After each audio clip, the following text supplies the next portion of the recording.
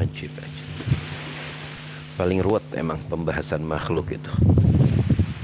Karena Ya, sesuatu yang tidak kecabak dan tidak terlihat seperti umumnya gitu. nah,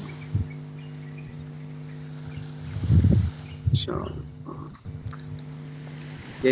Nah, jadi bedain pembahasan antum nih. enggak ajib. Manfaat ini para netizen juga ini pengen tahu nih makhluk-makhluk halus ya. Dan sudah ukurannya juga kita nggak boleh ingkari bahwa makhluk halus itu umurnya lebih panjang dari manusia. Nah, makanya ketika Terkadang kita bisa menemui jin itu di zaman kita punya kakek. Itu mereka masih berumur kepada anak dan cucu masih ada.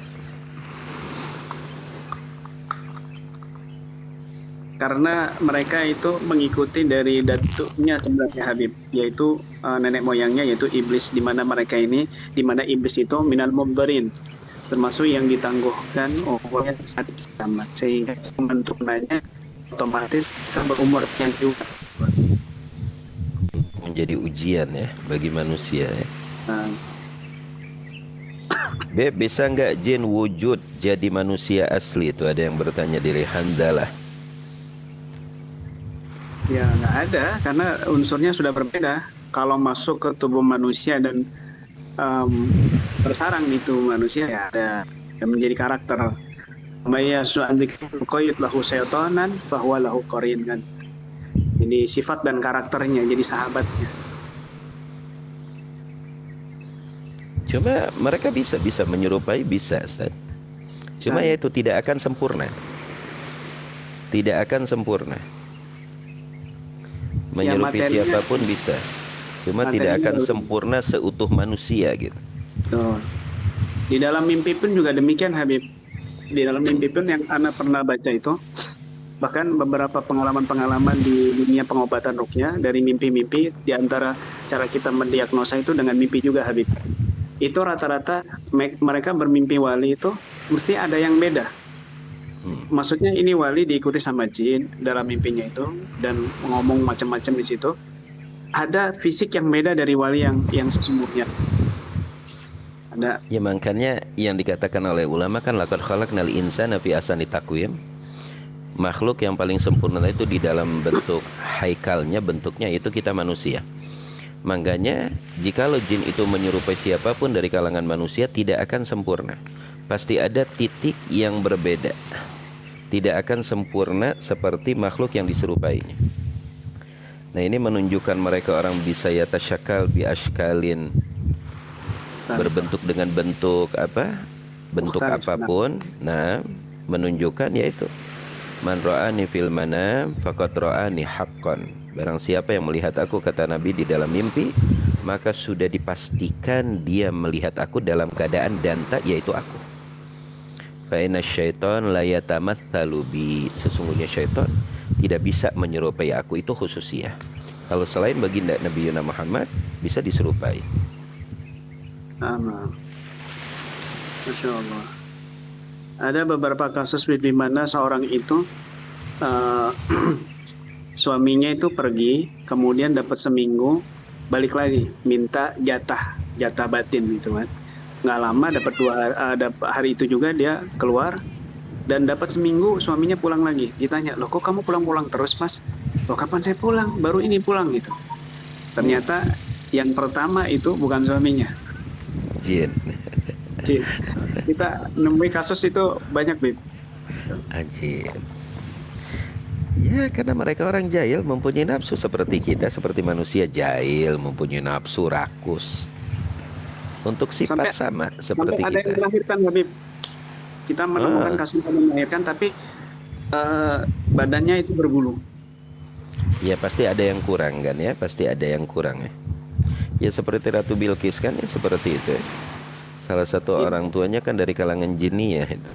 betul. Itu Ratu mukhalat Bilqis. minal jin wal ins.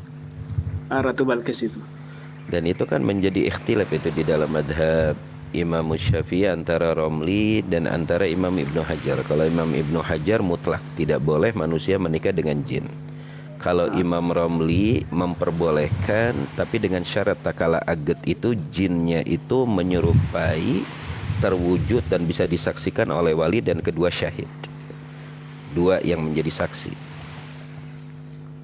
Iya, itu Ana pernah baca di kitab, salah satu kitab kemarin Ana baca, ada seorang kalangan jin itu dia ingin menikah dari kalangan sayyid minal habaib.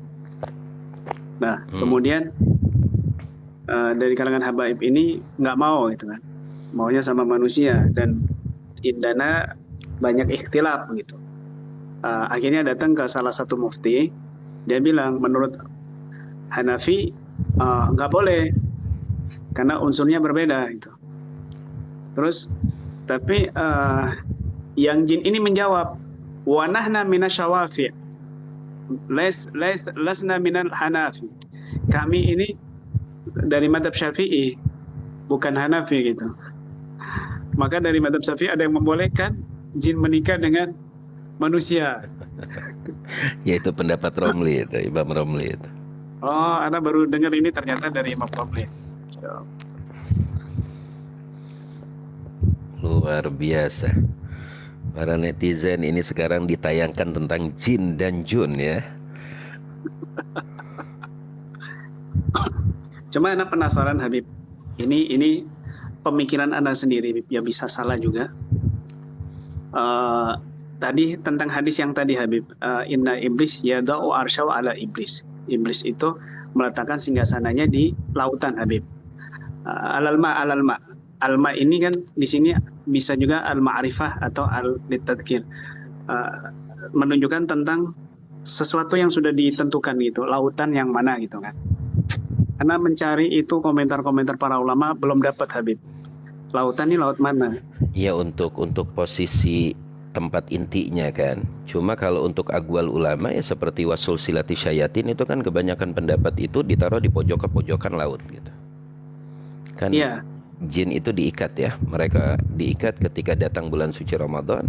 Nah, di ikatannya itu ulama mereka orang berpendapat kebanyakan ya di pinggir-pinggir lautan lah seperti itu. Makanya suatu hal yang rumit. Permasalahan untuk makhluk ini suatu hal yang rumit luar biasa. Iya. Cuma Anda belajar mengkaji sendiri Habib. Ya ini konsumsi pribadi aja. Mudah-mudahan salah juga. Jadi inna iblis yadu arsya alal ma ini, iblis meletakkan singgasannya di lautan ini. Ana cari hadis yang lain Habib, ketemu Habib. Ketemu hadis yang lain itu riwayatnya begini. Ketika ada Ibn Soyed yang dituduh Dajjal kecil saat itu, Sayyidina Umar bin Khattab itu minta izin sama Rasulullah untuk memenggal kepalanya si Ibn Soyed ini. Maka Nabi mengatakan, kamu nggak akan bisa membunuh dia kalau memang dia Dajjal gitu. Akhirnya lari ke sana sini, ketemu sama Rasulullah, ketangkap, kemudian dicegat sama Rasulullah. Rasulullah nanya gini, Madza tara ya Ibn Soyed, apa yang kau lihat itu? Nabi ingin tahu siapa ini sesungguhnya. Maka Ibn Soyed menjawab, Ara arsyan alal ma. Di riwayat yang lain sama-sama hadis sahih, dia mengatakan ara arsyan alal bahar haulau hayat. Aku melihat singgasana di atas lautan yang sekitarnya banyak ular. Zaka arsyu iblis, kata Nabi SAW, itulah singgasana iblis. Ihsa fa innaka lan ta'jiza gadrak. Pergi kamu, sesungguhnya kamu tidak akan bisa melewati takdirmu sendiri, begitu. Nah, dari sini Al-Fakir berpikir, oh, lautan itu ada ciri-cirinya yang di sekitarnya banyak ularnya, Habib. Gitu. Bisa. Nah, di sini cuma kan tetap di sini kan intinya tidak ada penyebutan intinya laut apa kan tidak ada. Cuma kan di situ antum ambil gambaran yang menyesuaikan apa yang dikatakan oleh Nabi seperti itu. Dan Al-Fakir herannya Habib, ketika ada penanganan itu banyak fitnah-fitnah terjadi itu ya di lautan ini, ini, dan banyak fitnah termasuk orang, ada kiai yang di situ bersemedi di situ hanya untuk mau ketemu dengan si ratu ular ini yang viral, yang masyhur itu. yang namanya sudah dimasyhurkan di Indonesia itu kan, yang sebenarnya itu menurut Al-Fakir itu jin yang berbentuk ular. Ini secara tajribiyah waqi'iyah yang kita tangani di apa di dunia nyata, Habib. Dia mengaku ini dan banyak terjadi fitnah di sana, huru-hara di sana. Bahkan kebanyakan fitnah ini di selatan ini. Dan Al-Fakir lihat makamnya para wali 9 itu kebanyakan di utara, Ashabul Yamin. Ashabul Shimal ini rata-rata ya sedikit walinya gitu, Habib. Ya, sedikit walinya. Maka Al-Fakir berpikir begini, Habib. Ya ini konsumsi pribadi, Habib. Konsumsi pribadi, bisa salah. Kenapa banyak habaib dan kiai di Indonesia? Al-Fakir menjawab di hati, ya karena iblisnya di sini, singgasananya. Di selatan ini. Awas lo dimarahin orang Indonesia lo, Ustaz Ibnu. Entah, Habib. Artinya Indonesia ini kuat, Habib. Kuat kenapa? Iya. Iblis ini singgasananya di sini, para walinya lebih banyak di Indonesia. Tanda-tanda menurut Al-Fakir ntar Imam Mahdi muncul atau terjadi huru-hara besar, ya nunggu Indonesia huru-hara dulu. Tapi ingat, mistis nomor 1 di dunia Indonesia udah. Naam, Allah. Itu nggak ada yang ngalahin. Iya. Luar biasa.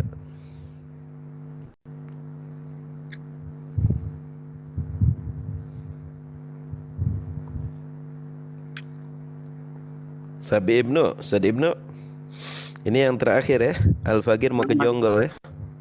Oh, mau berangkat. Mau ke Jonggol dulu, ke tempat Habib Husain. Naam, Habib. Luar biasa ini para netizen ya, pembahasan luar biasa ini, manfaat. Biar menambah wawasan. Naam. Ya kalau menurut Anda itu satu kata, hal yang rumit itu masalah itu. Masalah makhluk itu pembahasan yang rumit. Karena nggak kecabak, nggak keliat juga. Anda ingat kalamnya Habib Abdul Haddad, Bib? Betul kata antum. Habib Haddad mengatakan al-umurul ghaibiyah mahya illa ilham au auham. Perkara-perkara gaib itu petunjuk ilham dari Allah atau auham. Dugaan. Iya, cuma ilham minas solihin, Habib, kan itu dari orang-orang saleh. Dan begini, yang ana lihat, mereka orang itu para aulia, para solihin, bukan sedikit mereka mempunyai murid dari kalangan makhluk ya, dan mereka melihatnya. Tapi ya itu, mereka pertahankan untuk tidak panjang lebar membahas itu. Kenapa?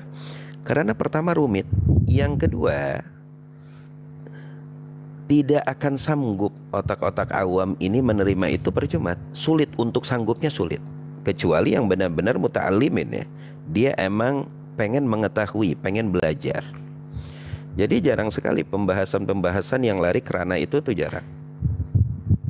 Ya karena melihat auden juga kan, Bib. Kita kan sama Nabi dianjurkan untuk berbicara kadar akal mereka. Khatibun nas ala qadri ugulihim. Luar biasa.